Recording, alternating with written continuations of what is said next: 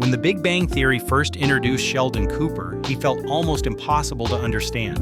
He was brilliant, selfish, brutally honest, socially clueless, and somehow both hilarious and exhausting at the exact same time.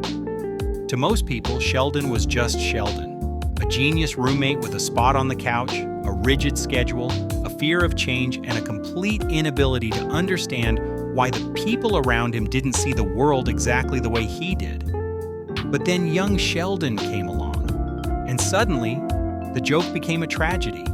Because once you see Sheldon as a kid, once you see the house he grew up in, the family that raised him, and the childhood that shaped him, The Big Bang Theory starts to feel completely different.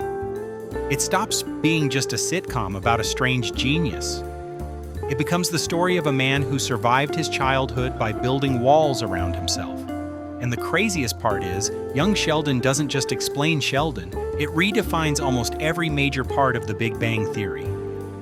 Because the Sheldon we meet in Pasadena was not created in a laboratory, or in a university, or in a comic book store. He was created in a small Texas house, surrounded by people who loved him, but could never fully understand him. And that changes everything. In The Big Bang Theory, Sheldon's childhood is mostly played for laughs. He talks about Texas like it was a strange alien planet. He describes his family as loud, religious, emotional, and intellectually beneath him. His father is often reduced to a punchline. His brother is treated like a failure.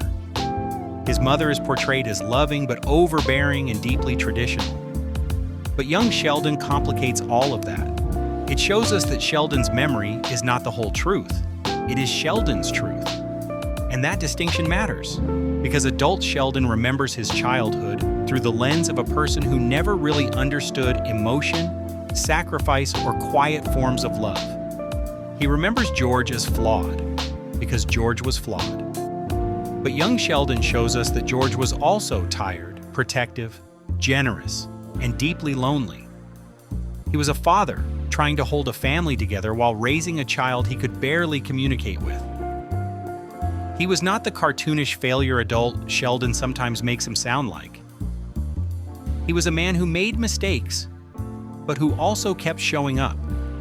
And that makes Sheldon's memories in The Big Bang Theory feel less like objective history and more like the emotional blind spots of a boy who didn't know how to recognize love unless it was expressed in a way he could understand. That is one of the most important bridges between the two shows. Young Sheldon teaches us that Sheldon was not lying about his childhood. He was interpreting it with incomplete tools.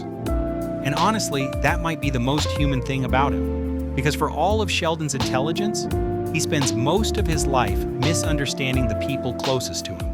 That starts with his family. Take Georgie, for example. In The Big Bang Theory, Georgie is introduced as Sheldon's older brother, a successful tire businessman, but emotionally distant from Sheldon. At first, it seems like another example of Sheldon being disconnected from his family. But after young Sheldon, Georgie becomes one of the most important characters in Sheldon's entire story. Because Georgie wasn't just the older brother who made fun of Sheldon. He was the kid who had to grow up faster because Sheldon needed so much attention. He was the son who got overlooked. He was the teenager who became a father, dropped parts of his own future, and still kept trying to protect the family in his own imperfect way. And when adult Georgie tells Sheldon that he had no idea what the family went through after their father died, that moment hits so much harder after young Sheldon. Because now we know he was right. Sheldon left. Not because he didn't care, but because his life had always been pointed toward escape. School, science, California, Nobel dreams. Those were not just ambitions. They were exits. For Sheldon, leaving Texas was survival. But for Georgie, staying was sacrifice. That is why the bridge between the shows is so powerful. Young Sheldon takes characters who were once mentioned casually and gives their pain weight. Missy is another perfect example. In The Big Bang Theory, Missy is mostly treated as Sheldon's attractive, normal twin sister. The joke is that Sheldon got the brain and Missy got the social skills. But young Sheldon shows that Missy was never just the normal one. She was perceptive, emotionally intelligent, funny, neglected, and constantly forced to orbit around Sheldon's needs. She understood people in a way Sheldon couldn't, and in some ways that made her just as gifted as him. But because her intelligence wasn't academic, it was easier for everyone to miss. That is what makes Sheldon's adult life feel different after young Sheldon. In The Big Bang Theory, Sheldon is surrounded by people who slowly teach him what his family tried to teach him years earlier. Leonard teaches him patience. Penny teaches him social awareness. Amy teaches him intimacy. Howard and Raj teach him friendship, loyalty, and humility. In a way, Pasadena becomes Sheldon's second childhood. It is the place where he finally learns the lessons he was too young, too scared, or too stubborn to learn in Texas. And Leonard is the clearest example of that. At the start of The Big Bang Theory, Leonard puts up with Sheldon's rules, insults, routines, and impossible standards. It seems ridiculous. But after young Sheldon, it makes more sense. Sheldon has always needed someone patient enough to stay. His family had to deal with him. Leonard chose to. And that choice matters. Because young Sheldon shows us why Sheldon built his walls. The Big Bang Theory shows us what happens when the right people finally get through them. As a kid, Sheldon used rules, routines, and intelligence to make the world feel safe. As an adult, those same habits become the things his friends constantly have to work around. The bathroom schedule, the roommate agreement, his spot on the couch. They are funny, but they also reveal something deeper. Sheldon is not just trying to be difficult, he is trying to make life predictable. Because for Sheldon, change has always meant loss. Growing up meant leaving Texas. Leaving Texas meant leaving his family.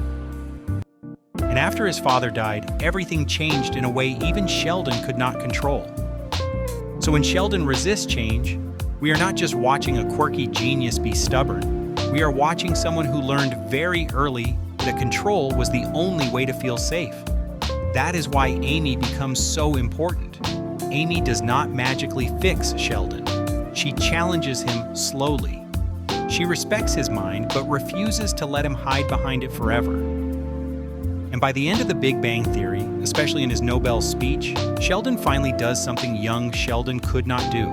He sees the people around him, he thanks them, he admits that his success was never his alone.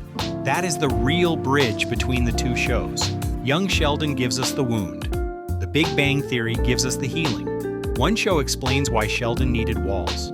The other shows how love, friendship, and patience slowly brought those walls down. And that is why watching The Big Bang Theory after young Sheldon feels so different. The jokes still work, but now they have history behind them. When Sheldon is stubborn, we see the scared kid underneath. When he dismisses emotion, we remember the family whose emotions overwhelmed him. When he talks unfairly about his father or his siblings, we understand that memory is not always truth. It is interpretation. And Sheldon Cooper, for all his genius, spent most of his life misunderstanding the people who loved him. That is what makes his growth so meaningful. He was never just a strange genius with a spot on the couch. He was a boy who felt like the world was not built for him. And The Big Bang Theory is what happens when that boy finally finds people willing to build a world with him anyway. Because the real connection between young Sheldon and The Big Bang Theory is not just references, cameos, or Easter eggs. It is emotional. Young Sheldon shows us where Sheldon came from. The Big Bang Theory shows us who he became. And together, they turn Sheldon Cooper from a sitcom character into something much more human.